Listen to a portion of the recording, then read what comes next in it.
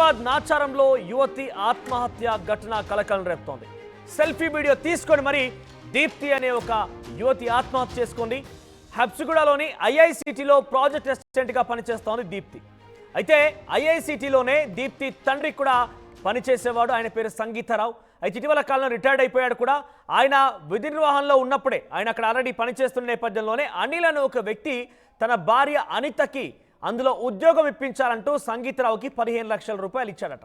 అయితే 15 లక్షల రూపాయలు సెప్టెంబర్ కావస్తోంది, నవంబర్ కూడా వచ్చేసింది. దీంతో ఇప్పటివరకు ఉద్యోగం పెట్టించకపోవడంతో, ఉద్యోగం సంబంధించిన అంశం తెరమీదికి రాకపోవడంతో పదే పదే సంగీతరావుని డబ్బులు ఇవ్వాల్సిందిగా అనిల్ ఒత్తిడి తెచ్చేవాడు. దీంతో 7 లక్షల రూపాయల డబ్బును కూడా తిరిగి వెనక్కి ఇచ్చివేశాడు సంగీతరావు. అయితే తర్వాత ఇవ్వాల్సిన 8 లక్షల రూపాయల పైన ఎట్టి పరిస్థితుల్లో సంగీతరావు స్పందించకపోవడంతో తన కుమార్తె దీప్తి పైన ఒత్తిడి తీసుకోవడం ప్రారంభించాడు అనిల్. కానీ ఆవిడ చెప్పిన మాట ఏంటంటే, నేను డబ్బులు తీసుకోలేదు, మా నాన్న తీసుకున్నాడు. పైపెచ్చు మా నాన్న కొంతకాలంగా మా నుంచి దూరంగానే ఉంటున్నాడు, ఇండివిజువల్గా ఉంటున్నాను, మా అమ్మ నేను మాత్రమే ఉంటున్నానంటూ దీప్తి చెప్పుకొచ్చే ప్రయత్నం చేసినప్పటికీ అనిల్ మాత్రం వినలేదు.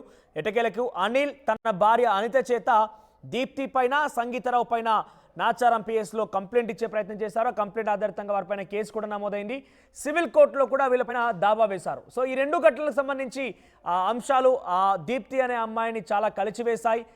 అవమాన భారంతో ఆ అమ్మాయి ఆత్మహత్య చేసుకున్నట్టు తెలుస్తోంది. సూసైడ్లో కూడా చాలా క్లియర్గా పేర్కొంది, నా మరణానికి కారణం అనిల్తో పాటుగా అనిత మరియు అనిత తండ్రి సోమయ్య, వీళ్ళే కారణంగా ఉన్నారు, నేను అందుకే మరణిస్తున్నాను, నాకు వీళ్ళకి ఎటువంటి సంబంధం లేదు అని చెప్పి పూర్తి విషయాలు చెప్తూ ఆవిడ ఒక సూసైడ్ని కూడా, అంటే సెల్ఫీ వీడియో తీసుకొని ఆత్మహత్య చేసుకుంది, ఉరివేసుకుని ఆత్మహత్య చేసుకుంది.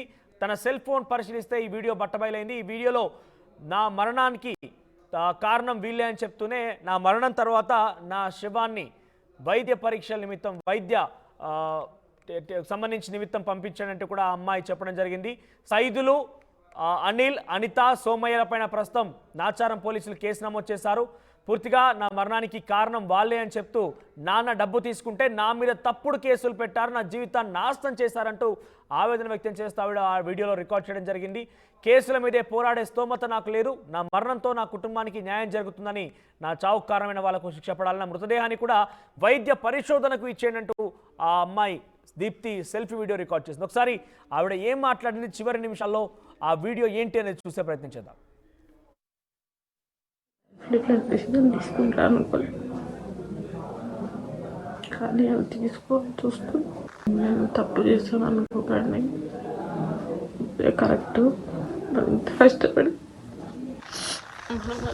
బతుకుతున్నా. మొదటికి లాగాలని వాడుకున్న అధికారంతో వాడు కేసు వేసిన నిలిచాడు.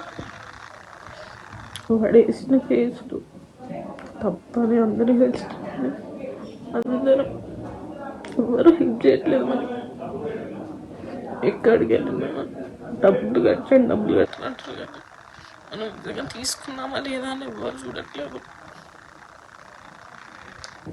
తీసుకున్న సంగీతరావు బాగానే ఉన్నాడు, ఇచ్చిన వాళ్ళందరూ బాగున్నారు, కానీ లైఫ్ ఖరాబ్ అయిపోయింది. వాళ్ళ పైన చేసిన ఫేక్ ఎఫ్ఐఆర్, వాళ్ళ పైన చేసిన ఫేక్ సివిల్ కేసు అంతా అబద్ధం. మా ఫాదర్ వాళ్ళే డబ్బులు తీసుకున్న మాట నిజం, కానీ మాకు తన గురించి ఏం తెలియదు. నా ఫోన్లో ప్రతి ఒక్క ప్రూఫ్ ఉంది, నా దగ్గర ప్రతి ఒక్క డాక్యుమెంట్, కానీ నాకు ఎవరు న్యాయం చేయదు. ఏం చేయకపోయినా నన్ను డబ్బులు కట్టమంటున్నారు, అది నేను ఒప్పుకోను. నాకు ఒక్క జాబ్ అప్లై చేయడానికి నా పెళ్ళి పోయారు, చేసిన లైఫ్ ఖరాబ్ చేస్తారు. నన్ను పిహెచ్డీ చేయని కూడా చేస్తున్నారు. అమ్మని మంచిగా చూసుకో, నా తల్లి కంటే ఎక్కువ చూసుకో. నాకు తెలుసు నీ కొడుకు కంటే ఎక్కువ నన్ను ప్రేమించాడు, కానీ మమ్మల్ని డబ్బులు పెట్టలేము, మన దగ్గర లేవు 30 లక్షలు, మనం ఇప్పుడు మరి కట్టలే పరిస్థితుల్లో లేవు. ఎట్టి పరిస్థితుల్లో వాళ్ళు మాత్రం వాళ్ళు చేసిన తప్పుగా వాళ్ళు శిక్ష పడాలి. వాళ్ళ దగ్గర సంగీతం doesn't deserve any of men. I would not want to see men past face my death face కూడా చూడద్దు. రాని ఎక్కడన్నా తండ్రైనా సరే విషయం బయట తెలిసిపోయింది, బయట తలెత్తుకొని తిరగలేకపోతున్నా, నా వల్ల కాదు ఇంకా. అందరు నేనేమో తోచుంటే మాట్లాడు ఇది ఏం చేయను. న్యాయంగా బతికిన నన్ను తండ్రి ఎట్లా అంటాడు అన్ని న్యాయంగా బతికి కానీ వెళ్ళాక నన్ను న్యాయంగా చేస్తాడు. ఇంకా ఓపికతో ఏందని ఫైట్ చేయాలి.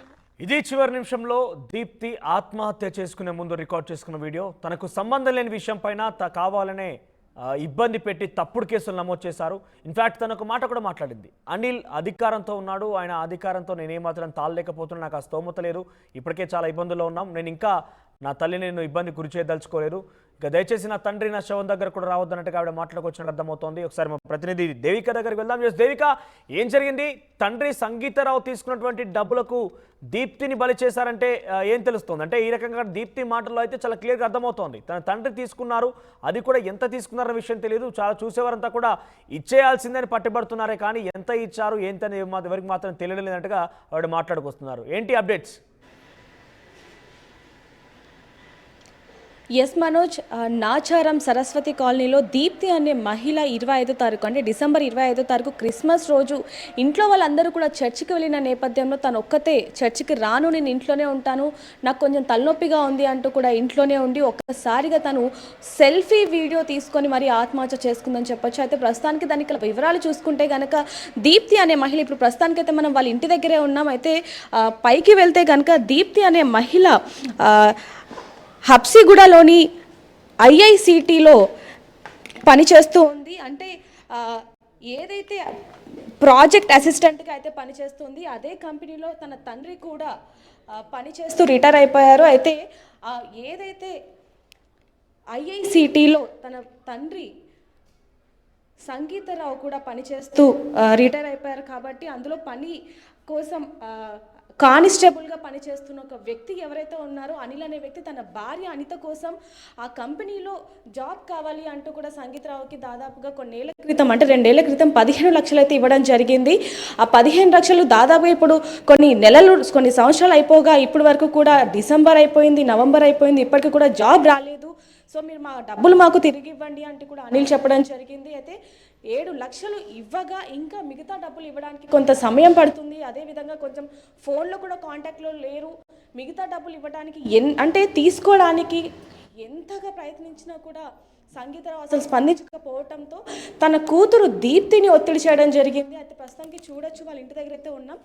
ఎప్పుడైతే దీప్తిని అంటే మీ తండ్రి ఇలా చేశాడు, డబ్బులు ఇవ్వండి అని అడగగా మా తండ్రి చేసిన దానికి నేనెందుకు ఇస్తాను, ఇప్పుడు మా తండ్రి మాతో లేరు అంటూ కూడా చాలాసార్లు చెప్పడం జరిగింది. అయితే ప్రస్తుతానికి ఇక్కడ మనం ఇంటి దగ్గర అయితే ఉన్నాం. ఎన్నిసార్లు చెప్పినా కూడా దీప్తిని అనిల్ పదే డబ్బుల కోసం విసిగించడం, అదేవిధంగా పోలీస్ స్టేషన్లో కంప్లైంట్ ఇవ్వడం, కోర్టు దాకా కూడా వెళ్ళడం, అంటే ముఖ్యంగా సంగీతరావు అలాగే దీప్తి మీద కేసు పెట్టడం అనేది తను జీర్ణించుకోలేకపోయింది. అంటే మా తండ్రి చేసిన తప్పుకి నేనేం చేశాను అంటూ కూడా తను మనస్తాపానికి గురైంది. పదే ఫోన్లు చేసి డబ్బులు ఇవ్వాలి అంటూ కూడా, అంటే తనకి తెలియనప్పటికీ కూడా అసలు ఈ విషయాలు ఏవి తెలియనప్పటికీ కూడా తన మీద ఒత్తిడి చేయడం, వేధించడం, పదే ఫోన్లు చేసి అంటే సమయం సందర్భం అని కూడా లేకుండా ఊరికే తన మీద ఫోన్లు చేసి తన మీద తప్పుడు ఆరోపణలు చేయడంతో తను మనస్తాపానికి గురై నా కెరియర్ ఇంతటితో ఆగిపోయింది అంటూ కూడా తను ఎంతగానో మనస్తాపానికి గురై ఒక్కసారిగా ఇంట్లో ఎవరు లేని సమయం అంటే క్రిస్మస్ 25న ఇంట్లో వాళ్ళందరూ డిసెంబర్ 25న క్రిస్మస్ వేడుకల్లో భాగంగా ఇంట్లో వాళ్ళందరూ కూడా క్రిస్మస్ సెలబ్రేషన్స్కి వెళ్ళడం జరిగింది. తను కొన్ని కారణాల వల్ల అయితే ఇంట్లో ఉండిపోవడం జరిగింది. కొన్ని గంటల తర్వాత ఇంట్లో ఉన్న వాళ్ళు ఎవరైతే ఉన్నారో వాళ్ళందరూ కూడా తిరిగి చూడగా డోర్ ఏదైతే ఉన్నదో అసలు ఓపెన్ అవ్వని పరిస్థితి. ఎన్నిసార్లు కాలింగ్ బెల్ కొట్టినా కూడా తను అసలు స్పందించకపోవడంతో చాలా సమయం కూడా ఇక్కడ కూర్చొని వాళ్ళకు తనకు ఫోన్ చేయడం జరిగింది. ఫోన్ కూడా లిఫ్ట్ చేయట్లేదు. డోర్ ఎన్నిసార్లు కొట్టినా కూడా తీయకపోవడంతో ఒక్కసారిగా ఇంట్లో ఉన్న వాళ్ళు అనుమానం వచ్చి ఒక్కసారిగా ఇక్కడ చూడొచ్చు మనకు డోర్ కూడా వాళ్ళు ఇరగొట్టి లోపలికి వెళ్ళిన పరిస్థితి అని చెప్పొచ్చు. లోపలికి వెళ్ళి చూడగా దీప్తి ఒక్కసారిగా ఫ్యాన్కి ఊరేసుకొని కనిపించడంతో వెంటనే పోలీసులకి ఇన్ఫార్మ్ చేశారు. అలాగే తన ఫోన్ చెక్ చేయగా తన ఫోన్లో ఒక వీడియో అనేది వాళ్ళకు కూడా ఆశ్చర్యానికి గురి చేసిందని చెప్పొచ్చు. ఎందుకంటే ఎప్పుడు దీప్తి ఎలా